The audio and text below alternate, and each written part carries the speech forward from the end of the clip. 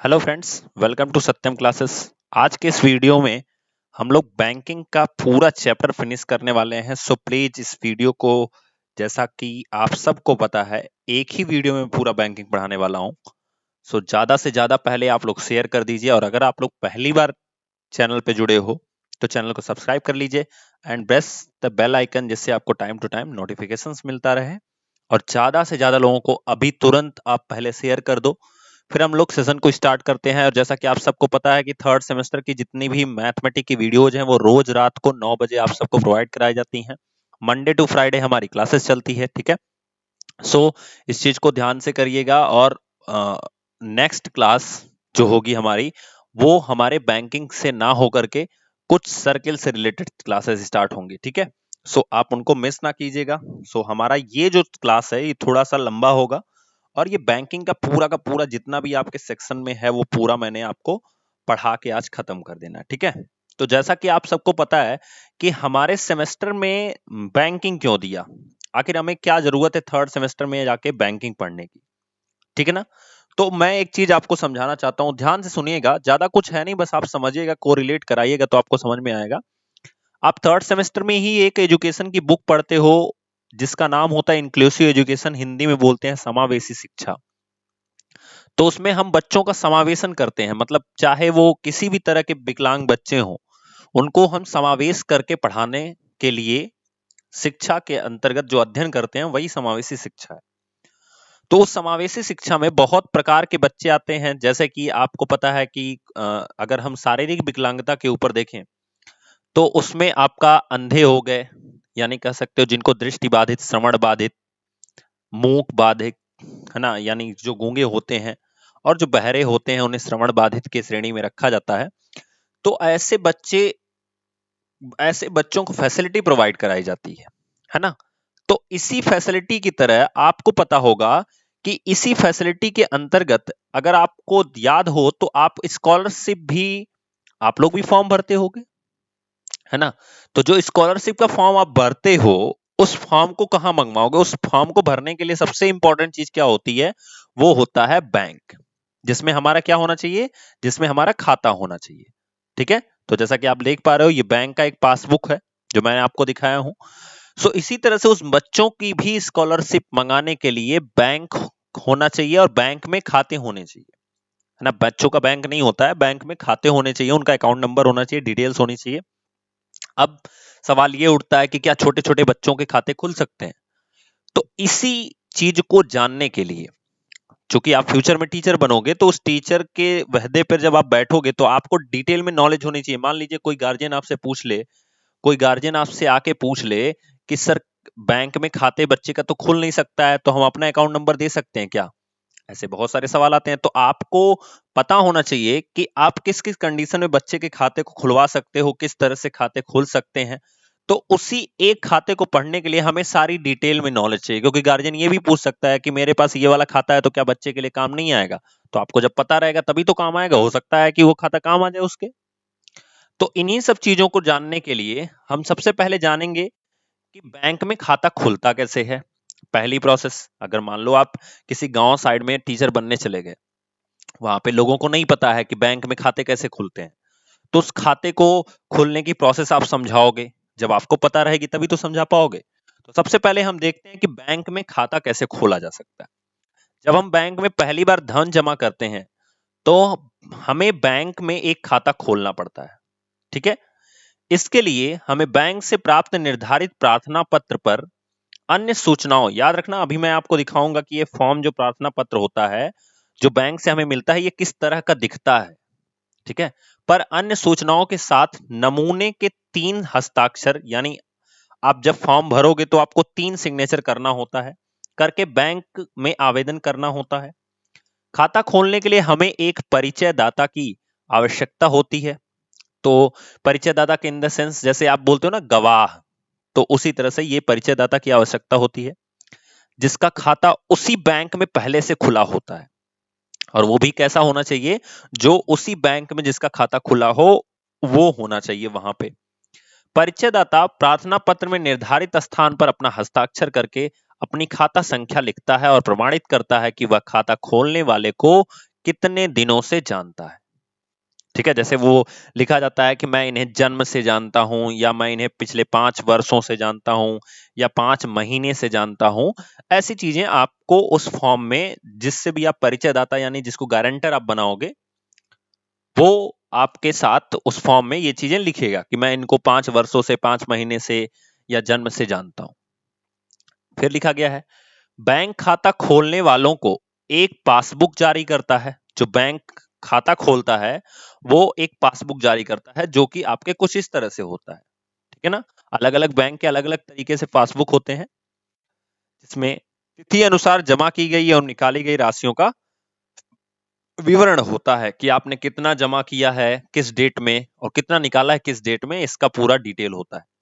जब हम बैंक में अपने खाते से धन निकालते हैं तो हमें एक फॉर्म भरना पड़ता है, जिसे आहरण फॉर्म कहते हैं। याद रखना, खाते से जब आप धन निकालते हो तो उसे हम आहरण फॉर्म कहते हैं। अभी मैं दिखाऊंगा आपको ये चीज। बैंक अधिकारी आहरण फॉर्म पे किए गए हस्ताक्षर के नमूने के हस्ताक्षर से मिलान करके तब हमें पैसे देते हैं। ठीक है, मतलब मान लो आपने फॉर्म भर दिया, ठीक है, जैसे कि ये देखो, ये जो फॉर्म आप देख रहे हो, तो यहाँ पे आपको भरना है शाखा, कौन सी शाखा है, दिनांक, फिर आपको भरना है अपना डिटेल, जैसे यहाँ नाम, पता और भी सारी चीजें होती हैं, या सिग्नेचर करना होता है, या अंगूठा लगाना होता है। ठीक है, तो इस तरह से ये फॉर्म मिलता है खाता खोलने के लिए। अगला हम जो देख रहे हैं, ये पैसा निकालने का फॉर्म है। याद रखिएगा, पैसा निकालने का फॉर्म, सॉरी, पैसा जमा करने का फॉर्म है। पैसा जमा करने का फॉर्म है, ठीक है ना। तो पैसा जमा करने के फॉर्म की को पहचान क्या होती है कि ये 2 पार्ट में होता है। यहां से, जहां से मैं लाइन खींच रहा हूं, जब आप पैसा जमा करते हो तो आप डिटेल भरते हो। देखो यहाँ पे अकाउंट नंबर भरना है, ये जितने खाने आपको दिए गए हैं इसमें अकाउंट नंबर भरना है, यहाँ पे डेट लिखनी है, और ये किस जगह का खाता है या कौन सा ब्रांच है उसके बारे में लिखना है। ठीक है, उसके बाद दिया गया है कि कितना आपको जमा करना है, उसको यहाँ पे लिखना है, यहाँ अंकों में लिखना है। अब वो जो रुपए आप जमा करने जाते हो, मान लो कि आपको 2000 जमा करना है, ठीक है, तो हो सकता है किसी के पास 2000 के 2 नोट हो, सॉरी, 2000 का एक ही नोट हो, तो वो यहाँ पे क्या करेगा, 2000 लिखेगा और यहाँ पे एक लिखेगा, और टोटल अमाउंट उसका कितना हो जाएगा, 2000। सॉरी, यहाँ पे ऐसे नहीं होता, ये 2000 हो गया, तो इसको डायरेक्ट हम कुल जमा जो लिखते हैं वो 2000 हमने लिख लिया। फिर यहाँ पे फिर वही काम, शाखा का नाम लिखना है, फिर कितने रुपए जमा करने, हिंदी में कितने रुपए जमा करने उसको अंकों में लिखने हैं। ठीक है, और यहाँ पे फिर डिटेल वही अभ्यर्थी का या आयकारी बैंक जो है उसका नाम, फिर यहाँ पे शाखा का नाम, यहाँ पे अकाउंट नंबर लिखना है, डेट लिखनी है कि आप किस डेट में जमा कर रहे हो, यहाँ पे लिखना होता है। ध्यान से समझिएगा, तो यहाँ पे लिखा है कैश का जो अमाउंट होता है, वहां पे लिखा है 1000, 500, तो 500 के अगर 4 नोट है आपके पास तो यहाँ आप 4 लिख दो। ठीक है, तो ये आपका हो गया 2000। इसी तरह से अगर मान लीजिए 100 की 20 नोट है तो आप 20 लिख दो, तो आपका 2000 हो गया। इस तरह से हमें यहाँ पे भरना होता है, ये पैसा जमा करने वाला फॉर्म है। इसकी बहुत सिंपल सी पहचान होती है कि ये 2 पार्ट में होता है। इधर वाला जो छोटा वाला पार्ट है, जब आप पैसा जमा कर लोगे तो इस पे एक मुहर लगाई जाएगी और ये आपको वापस दे दिया जाएगा प्रूफ के तौर पे कि आपने पैसा जमा कर दिया। ठीक है, तो पैसा जमा करने पे आपको प्रूफ मिलता है, निकालने वाले फॉर्म में कोई प्रूफ नहीं होता। देखो ये बचत खाता निकासी फॉर्म है, इसे ही आहरण फॉर्म कहते हैं या आहरण के नाम से जानते हैं। ठीक है, इसमें हम पूरा अपना अमाउंट लिखते हैं कि डेट लिखते हैं, है ना। इसमें हम पूरा, यहाँ पे आपका खाता नंबर लिखेंगे, यहाँ पे हम डेट लिखेंगे, उसके बाद हम यहाँ पे अमाउंट लिखेंगे कितने रुपए चाहिए, उसको अंकों में, शब्दों में, दोनों में लिखेंगे, अपना सिग्नेचर करेंगे, यहाँ भी सिग्नेचर करेंगे, यहाँ पे मोबाइल नंबर लिखेंगे हम, ठीक है, यहाँ भी सिग्नेचर करेंगे। तो इस तरह से हम पूरा का पूरा सारी चीजों की डिटेल जो है वो हम फिलअप करते हैं। तो ये हमारे खाता निकालने का फॉर्म हुआ, लेकिन हाँ, इसमें आपको वापस नहीं मिलेगा कुछ प्रूफ के तौर पे कि आपने इतने रुपए निकाल लिए हैं, और आपके मोबाइल पे मैसेज भले चला जाता है। अब हम आगे बढ़ते हैं दोस्तों, खातों के क्या प्रकार होते हैं, क्योंकि सारे खाते तो मैंने आपको बताया ना कि खातों को खोलने के लिए गारंटर चाहिए होता है, आपकी एज लिमिट चाहिए होती है, कुछ परिचय पत्र चाहिए होता है। तो भैया बच्चों का कहाँ से ये सारी चीजें आएंगी बच्चों के लिए। तो ऐसी कंडीशन में आपके सिलेबस में कुछ खातों के प्रकार दिए गए हैं, ध्यान से सुनिएगा। थोड़ा सा बोरिंग सिलेबस है, but I will try to resume it. देखिए ध्यान से, पहला दिया गया है बचत खाता, जिसे सेविंग बैंक अकाउंट बोलते हैं, जो कि हमारा मैक्सिमम हम लोग इसी खाते को यूज करते हैं। ठीक है, बचत का मतलब होता है कि इस पे एक नॉर्मल रेट ऑफ इंटरेस्ट से आपको पैसे मिलेंगे पूरे साल के अंत में। ठीक है, और करंट अकाउंट जो होता है, इसमें क्या होता है कि इसकी एक लिमिट होती है कि उतने रुपए से आप नीचे नहीं रख सकते हो। जैसे मुझे जहां तक पता है, इसमें 10,000 रुपए के नीचे अगर आप रखोगे तो आपका ही पैसा कटने लगता है, उसे करंट अकाउंट बोलते हैं। सावधि जमा खाता, जैसे आप LIC देखते होगे। फिक्स डिपॉजिट जिसे बोलते हो, जैसे आपने कुछ रुपए 5 लाख 10 लाख आपने जमा कर दिए, वो आप निकाल नहीं रहे हो, कुछ फिक्स अवधि के लिए आपने जमा कर दिया, तो उसे हम बोलते हैं सावधि जमा खाता, फिक्स्ड डिपॉजिट। सावधि को आप तोड़ोगे तो अवधि के साथ जो आपने जमा कर दिया है उसी को हम बोलते हैं फिक्स्ड डिपॉजिट। आवर्ती या संचयी जमा खाता, जैसे आप कुछ देर पहले अगर ध्यान से देखना तो सहारा में 10-10 रुपए हर दुकानदार ऐसे करके जमा करता था, 100-100 रुपए आप कहीं और जमा कर रहे हो, ये पोस्ट ऑफिस में भी जमा किया जाता है। ठीक है, तो ऐसे खाते को हम क्या कहते हैं, आवर्ती या संचयी जमा खाता। अल्पवयस्क का खाता, अब ये जो खाता है ये बच्चों के लिए होता है। अल्पवयस्क का खाता मतलब जो वयस्क ना हुआ हो। ठीक है, फिर होता है बैंक मांग पत्र, तो डिमांड ड्राफ्ट जो होता है ये भी एक तरह से खाता होता है। हालांकि जैसे आप DD, जैसे आप BTC में एडमिशन लेते हो तो DD बनवाते हो ना, तो उसी को डिमांड ड्राफ्ट बोला जाता है। मूल्यवान वस्तुओं की सुरक्षा के लिए क्या बनाया गया है, लॉकर बनाया गया। जैसे आपके सोने चांदी कुछ चीजें होती हैं तो उनको रखने के लिए हम लॉकर बनाते हैं। अब इनको हम डिटेल में पढ़ेंगे, आप इसको नोट भी कर सकते हैं। बचत खाता क्या होता है, सेविंग अकाउंट, जो कि हमारा मैक्सिमम होता है। इस खाते का मुख्य उद्देश्य कम और मध्यम वर्ग आय वर्ग के लिए बचत की भावना से प्रोत्साहित करना है। जैसे आप थोड़ा थोड़ा रुपए कभी भी आपके पास हुआ आप ले डाल दिए। यह खाता बैंक द्वारा निर्धारित न्यूनतम 500 रुपए जमा करके खोला जा सकता है। मतलब 500 रुपए अगर आपके पास है, आप जमा कर दो तो आपका खाता खुल जाता है। हम अपने बचत से धन निकालने के लिए आहरण फॉर्म, जिसे विड्रॉल फॉर्म बोलते हैं, या चेक भरकर धन निकाल सकते हैं। अभी मैंने आपको फॉर्म दिखाया, आहरण फॉर्म क्या होता है, मैं फिर से दिखा देता हूं। देखिए, ये है वो निकासी फॉर्म या आहरण फॉर्म इसे बोलते हैं। ठीक है, तो हम इसे निकाल सकते हैं। अब देखो एक वर्ड आया चेक, तो अभी इसके बारे में भी डिटेल में हम समझेंगे। खाते में न्यूनतम धनराशि 1,000 रुपए रखने पर जमाकर्ता को बैंक से चेकबुक की भी प्राप्ति हो सकती है। मतलब अगर आपके खाते में 1,000 रुपए हैं तो आप बैंक से जाके चेकबुक ले सकते हो। चालू खाता क्या होता है, ध्यान से समझेगा। बड़े व्यापारी, कंपनियां, निगम और संस्थाएं नगद लेन देन नहीं करते हैं, वे चेक द्वारा ही लेन देन करते हैं, इसलिए वे बैंक में अपना चालू खाता खोलते हैं।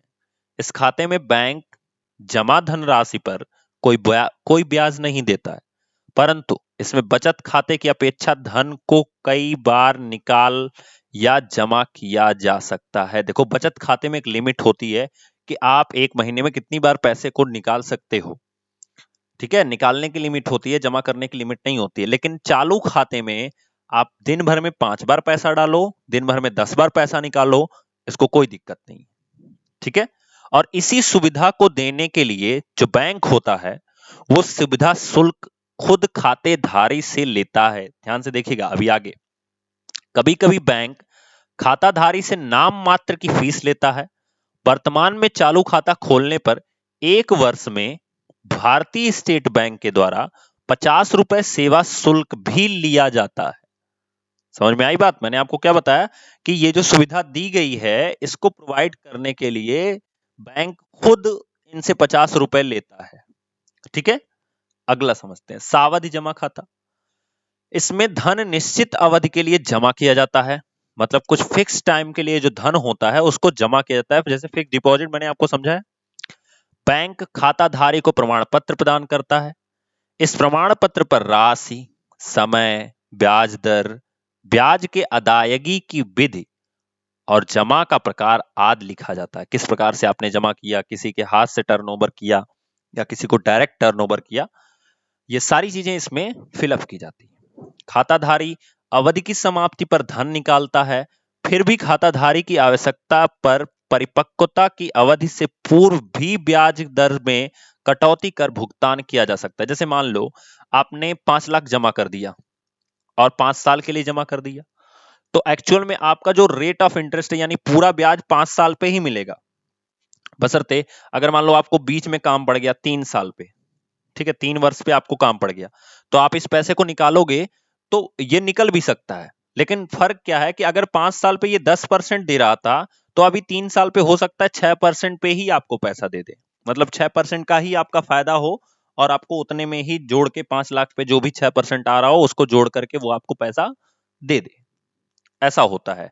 तो यही चीज यहां पे लिखी गई है कि खाताधारी की आवश्यकता पर परिपक्वता की अवधि के पूर्व भी, मतलब अवधि के पहले भी ब्याज दर में कटौती करके, जैसे ब्याज दर मान लो 10% का था तो 6% हो गया, भुगतान किया जा सकता है। सावधि जमा में ब्याज दर बचत खाते की अपेक्षा अधिक होती है। आप सब लोग ये चीजें जानते हो, इसमें बहुत बड़ी चीज नहीं है, बशर्ते क्या है कि अब हमें क्लियर हो जाना चाहिए कि सावधि जमा खाता क्या होता है, चालू खाता क्या होता है, बचत खाता क्या होता है, ये आपको क्लियर हो जाना चाहिए। तो बचत खाते की अपेक्षा अधिक होती है, जो दर होती है वो क्या होती है, बचत खाते की अपेक्षा अधिक होती है। इसमें ब्याज वार्षिक, छमाही या तिमाही परिकलित किया जाता है, जिससे आप बहुत ज्यादा परिचित होंगे, छमाही, तिमाही और वार्षिक से। चलिए अगला देखते हैं, आवर्ती या संचयी जमा खाता। जैसा कि मैंने आपको इसको बताने के पहले ही आपको समझा दिया था कि लोग 10-10, 5-5 रुपए कुछ साल के लिए, कुछ महीनों के लिए जमा करते हैं, वही होता है आवर्ती। आवर्ती का मतलब होता है फ्रीक्वेंसी, फ्रीक्वेंसी का मतलब होता है बार बार, कोई भी चीज आप बार बार जमा कर रहे हो तो उसी को बोलते हैं आवर्ती जमा खाता, ठीक है। तो देखो, आवृत्त का मतलब होता है फ्रीक्वेंसी, ठीक है, बट आवर्ती का मतलब होता है दोहराव। देखिए, इसमें एक निश्चित धन, जैसे 5 रुपए, 10 रुपए के गुणांक के रूप में, मतलब कोई 5 के गुणांक में मान लो 25 रुपए जमा कर रहा है, 10 के गुणांक में कोई रोज 50 रुपए जमा कर रहा है, कोई रोज 100 रुपए जमा कर रहा है, इस रूप में जमा होना चाहिए प्रतिमाह निश्चित अवधि के लिए। जैसे जो कम से कम कितने साल के लिए हो, कम से कम 12 माह, मतलब 1 साल के लिए तो आप जमा ही करोगे, अधिक से अधिक 10 वर्ष तक जमा करना होता है। इस खाते में ब्याज की दरें बचत खाते की दर की अपेक्षा अधिक होती है, जो ब्याज की दर होती है वो बचत खाते से ज्यादा होती है। यह योजना उन व्यक्तियों के लिए उपयोगी होती है जो नियमित रूप से अल्प धनराशि बचाना चाहते हैं। आवर्ती जमा योजना डाकघरों में भी संचालित है और इनकी ब्याज की दरें बैंक की ब्याज की दरों से अधिक होती है। जो इनकी ब्याज की दरें हैं वो बैंक की ब्याज की दरों से ज्यादा होती हैं। आगे देखिए, अल्पवयस्क का खाता। 18 वर्ष से कम आयु वाला व्यक्ति अल्पवयस्क कहलाता है, जैसा कि मैंने आपको बताया भी था। अल्पवयस्क व्यक्ति को भी बैंक में खाता खोलने का अधिकार है, वह चालू खाता खोलने का अधिकार नहीं होता है, उसे चालू खाता खोलने का अधिकार नहीं होता है। अल्पवयस्क व्यक्ति या तो अपने नाम से खाता खोल सकता है या अपने और अपने अभिभावक के संयुक्त नाम से, जिसे आप बोलते हो कंबाइंड अकाउंट, ठीक है, या कहते हो कि ये अकाउंट जो है वो 2 लोगों के नाम से चलता है। अल्पवयस्क की आयु कम से कम 12 वर्ष होना आवश्यक है। 12 वर्ष से कम की स्थिति में केवल अभिभावक ही खाता खोल सकता है। इसका मतलब जब बच्चे का एडमिशन लिया जाता है तो वो 6 वर्ष पे लिया जाता है, जब तक वो 12 साल का नहीं हो रहा है तब तक उसके पापा के अकाउंट में या मम्मी के अकाउंट में या जो भी उसके घर के संरक्षक हैं, गार्जियन हैं, उनके अकाउंट में हम क्या भेज सकते हैं, स्कॉलरशिप भेज सकते हैं। क्लियर हो गया? तो आई थिंक आपको खातों की डिटेल तो क्लियर हो ही गई होगी। मैं फिर से एक बार दिखा देता हूं कि ये खातों की डिटेल है। सेविंग अकाउंट में आपका ब्याज दर होता है। चालू खाते की एक फैसिलिटी होती है कि पैसा दिन भर में चाहे जितना निकालो। इस पे 50 रुपए का ब्याज सर्विस चार्ज लेता है, बैंक खुद लेता है। सावधि जमा खाता मतलब आपने 5 लाख जमा कर दिया, इस तरह की कुछ चीजें होती हैं जिसको टाइम पूरा होने पे ज्यादा पैसा मिलता है। आवर्ती जमा खाता मान लो आप 10 रुपए या 15 रुपए या 100 रुपए आप रोज का रोज जमा कर रहे हो, वो भी कम से कम 1 साल के लिए जमा ही करना होता है। कम से कम 1 साल और ज्यादा से ज्यादा 10 साल के लिए ये प्रोसेस होती है। अल्पसंख्यक का खाता जो होता है, माइनर अकाउंट जो होता है, ये क्या होता है, ये होता है 18 वर्ष से कम लेकिन 12 वर्ष से अधिक आयु के लिए वालों के लिए होता है। अगर इससे कोई कम है तो वो उसका मतलब अभिभावक से होता है, वो अपने अभिभावक का खाता खुलवा ले। फिर होता है बैंक डिमांड ड्राफ्ट, जो कि मैंने आपको बता दिया, आप डीडी बनवा लिए, या फिर आपका लॉकर, कुल मूल्यवान चीजों को रखने के लिए लॉकर की चीजें जरूरत होती है। ठीक है, तो यहां तक हमने डिस्कस कर लिया। बैंक ड्राफ्ट भी मैंने आपको समझा दिया कि बैंक ड्राफ्ट क्या होता है, डिमांड ड्राफ्ट क्या होता है, मैंने आपको समझा दिया था। इसी तरह से मूल्यवान वस्तुओं को रखने के लिए देखो, लॉकर की दो कुंजियां होती हैं, खोलने खुलता बंद होता है। एक चाबी लॉकर के किराए लेने के लिए जमा की जाती है और दूसरी चाबी मास्टर की कहते हैं, बैंक में रख ली जाती है। जो मास्टर की होती है वो बैंक में रख ली जाती है, बैंक किसी भी चीज को खोल सकता है। चलिए अगला चेक के बारे में पढ़ लेते हैं और आपका ये चीजों को खत्म करते हैं। आज का ये बैंकिंग का जो सेक्शन है, जो काफी भूत बना था, उस भूत को उतार देते हैं। ठीक है, चलिए चेक क्या होता है। बैंकों में अपनी कार्य प्रणाली को सुदृढ़ करने हेतु जमाकर्ता को धन निकालने या भुगतान करने हेतु चेक की सुविधा प्रदान की है। चेक एक शर्त रहित आज्ञा पत्र है। ध्यान से समझना, ये बहुत इंपॉर्टेंट लाइन है। आपसे कहा जाता है ऑप्शनल में कि चेक क्या है, तो एक शर्त रहित आज्ञा पत्र है, मतलब बिना शर्त के आदेश देने वाला पत्र है। कोई शर्त नहीं होती इस पे, जो संबंधित खाते से रुपए निकालने के लिए काम आता है। जैसे मान लो मैंने चेक ले लिया और मैंने चेक बैंक को दिया, तो बैंक के लिए मैंने कोई शर्त नहीं रखी है कि अगर आप नहीं निकालोगे तो मैं ऐसा कर दूंगा, ऐसा कुछ नहीं होता है। बैंक की मर्जी, वो निकाले या ना निकाले, या हो सकता है कि आपका चेक 2-1 दिन बाद चीजों को क्लियर करे। ठीक है, तो इस तरह से चेक जो होता है एक शर्त रहित आज्ञा पत्र है। चेक कितने प्रकार के होते हैं? 3 प्रकार के होते हैं। वाहक चेक, जिसे इंग्लिश में बियरर चेक बोलते हैं या धारक चेक बोलते हैं। ये ऐसा चेक होता है कि जिसके नाम से ये चेक होता है, या नहीं, ये जो भी, मतलब मान लो मैंने चेक काट के दे दिया, अभी मैं दिखाऊंगा ये सारे चेकों को, अभी मैं बता रहा हूं, बस आप सुन लीजिए और मैं लिखवा दूंगा, परेशान मत हो, अभी सिर्फ सुनो आप लोग। तो वाहक चेक होता है, जैसे मान लो मैंने चेक काट दिया और किसी को भी दे दिया, तो वो बंदा अगर जाएगा अकाउंट में या बैंक पे, तो बैंक बिना उससे डिटेल पूछे उसको पैसा दे देगा। मतलब जो उस चेक को हाथ में लेके जाएगा उसी को वो पैसा दे देगा, कोई भी रहे वो। आदेशित चेक क्या होता है कि जिसके नाम से मैं चेक काट के दूंगा, ठीक है ना, केवल वही बंदा उस चेक को निकाल सकता है। रेखांकित चेक क्या होता है? क्रॉस चेक होता है, यानी अकाउंट पे ही, मतलब ये ऐसा चेक होता है कि अकाउंट से अकाउंट में ही पैसा ज्यादा रख सकता है। अकाउंट से अकाउंट में पैसा जाएगा इस चेक के, किसी के हाथ में पैसा नहीं जाएगा। चलिए देख लेते हैं तीनों को। तो देखो यहाँ पे जहां पे और बियरर काट के लिखा होता है, ये होता है आदेशित चेक, ऑर्डर चेक बोलते हैं इसे। जहां पे और बियरर नहीं कटा होता है, इसे बोलते हैं वाहक चेक। मतलब ऐसे चेक को अगर हम किसी को काट के दे, देखो बहुत ज्यादा डिफरेंस नहीं है, ये सेम है दोनों, ये और ये बिल्कुल सेम है, लेकिन जिसमें ये कट गया, मतलब उस बंदे को जो चेक लेके जा रहा है उसको वो पैसा नहीं मिलेगा, जिसके नाम से लिखा होगा उसे पैसा मिलेगा। बस इतना ध्यान दीजिएगा। ठीक है, आदेश का मतलब होता है जिसको मैंने आदेश दे दिया कि पैसा इनको देना है, वो उन्हीं को देना है। और बियरर का मतलब होता है जो भी इसको लेके जाएगा उसको पैसा मिल जाएगा। एंड थर्ड है अकाउंट पे, जिसे देखो 2 लाइनें इसे खींची गई हैं, तो इसे ही हम रेखांकित चेक बोलते हैं। अभी मैं लिखवा दूंगा, आप लोग याद कर लेना। तो 2 लाइनें ऐसे क्रॉस है, इसे अकाउंट पे भी बोलते हैं, मतलब ये अकाउंट टू अकाउंट ट्रांसफर होता है। ठीक है, चलिए अब देखिए वाहक चेक क्या होता है।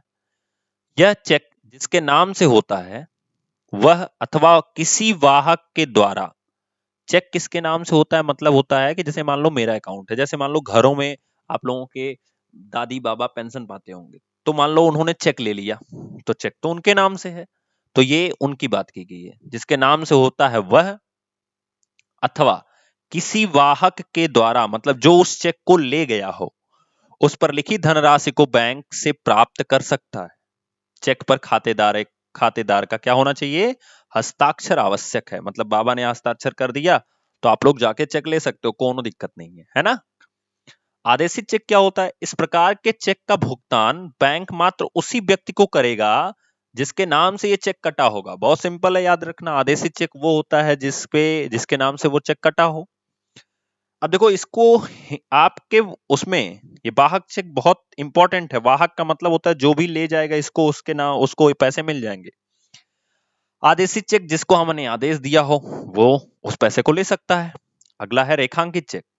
जब चेक के बाएं कोने पर दो तिरछित समांतर रेखाएं खींचकर उसके मध्य को नॉट निगोटिएबल या अकाउंट पे ओनली लिख देते हैं, इस प्रकार के चेक को रेखांकित चेक कहते हैं। अकाउंट पे ओनली या नॉट निगेटेबल लिखे चेक का भुगतान चेक धारक अपने खाते में ही जमा करके प्राप्त कर सकता है। मतलब अपने खाते में जमा करके वो उस चीज को प्राप्त कर सकता है। मैंने बोला था ना खाते से खाते में ट्रांसफर होता है। एंड को वाला क्रॉस चेक दूसरे के चालू खाते में भी जमा करके प्राप्त किया जा सकता है। मतलब ये चेक सिर्फ खाते से संबंध रखता है, इतना आप ध्यान रखिएगा। क्लियर? तो वाहक का मतलब हो गया कोई किसी को भी मिल सकता है, आदेशित का मतलब जिसके नाम से होगा, और रेखांकित का मतलब केवल खाते से खाते में ट्रांसफर। तो इस तरह से दोस्तों आज का हमारा ये सेशन फिनिश होता है। तो आपने पढ़ा खातों के प्रकार, आपने पढ़ा चेक के प्रकार, और इस तरह से बैंकिंग का पूरा सेक्शन हमारा खत्म होता है। आई होप आप लोगों को याद भी हो गया होगा। आप लोग लिख लेना क्योंकि ये बहुत इंपॉर्टेंट, सिर्फ यहीं से आपका एक क्वेश्चन आ जाता है। सो बहुत इंपॉर्टेंट है, ध्यान से पढ़िएगा। तो हम लोग मिलेंगे नेक्स्ट वीडियो में। एंड नेक्स्ट वीडियो में बहुत सारी चीजें सर्किल से हम लोग स्टार्ट करेंगे चीजों को। सो बहुत सारी चीजें हम लोग डिस्कस करेंगे। चलिए, तब तक के लिए थैंक यू सो मच।